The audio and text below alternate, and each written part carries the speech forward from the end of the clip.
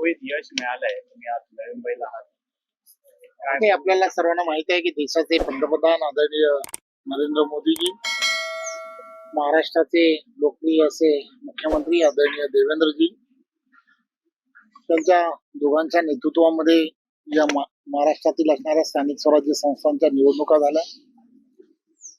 या अगोदरी नगरपालिकांच्या निवडणुका झाल्या होत्या. त्याही वेळेला अतिशय चांगलं यश हे महायुतीला प्राप्त झालं होतं.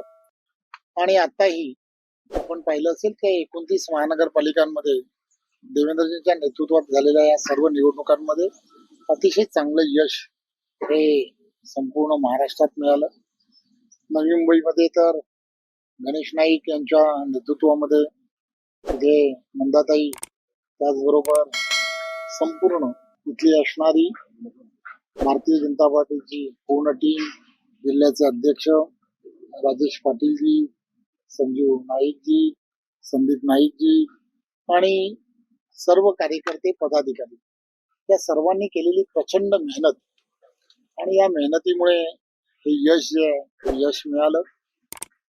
नाईक साहेब नेहमीच एक विजन ठेवून या नवी मुंबई महानगरपालिकेमध्ये वर्षानुवर्ष काम करतात आणि त्यांनी नवी मुंबईतील असणाऱ्या मतदारांना येणाऱ्या काळामध्ये 20 वर्षासाठी काय विजन असणार आहे हे त्यांनी लोकांपर्यंत मांडण्याचा प्रयत्न केला.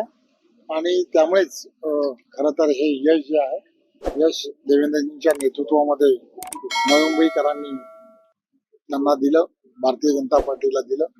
त्याबद्दल मी भारतीय जनता पार्टीचा अध्यक्ष म्हणून संपूर्ण नवी मुंबईतील मतदारांचंही मनपूर्वक धन्यवाद. सर, याच्यामध्ये महत्व होत आहे, प्रदेश अध्यक्ष तुम्ही त्यानंतर मोठ्या प्रमाणात तरुणांची टीम जे निर्माण करणार आणि सर्वाधिक तरुण नगरसेवक जे आहे ते भाजपामध्ये, ही स्ट्रॅटेजी उपयोगी पडली प्रदेश अध्यक्ष नागरिक केलेली.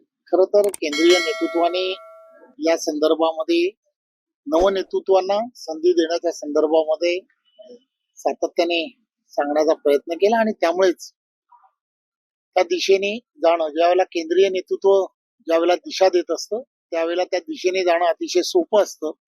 त्यामुळे त्यामध्ये यश जे आहे, अनेक तरुण पदाधिकारी, कार्यकर्त्यांना जी संधी मिळाली त्यामध्ये मिळाली. सर, ठाण्यामध्ये 2 दादा एकत्र आले, गणेश नाईक डोंबिवलीचे ते नवी मुंबईचे. ठाण्यामध्ये करिश्मा होईल, 2 दादा एकत्र येऊन. खरं तर निवडणुका आता संपलेल्या आहेत, त्यामुळे विकासात्मक जे विजन देवेंद्रजी प्रत्येक महानगरपालिकेच्या दृष्टिकोनातून त्यांनी ठरवलेलं आहे.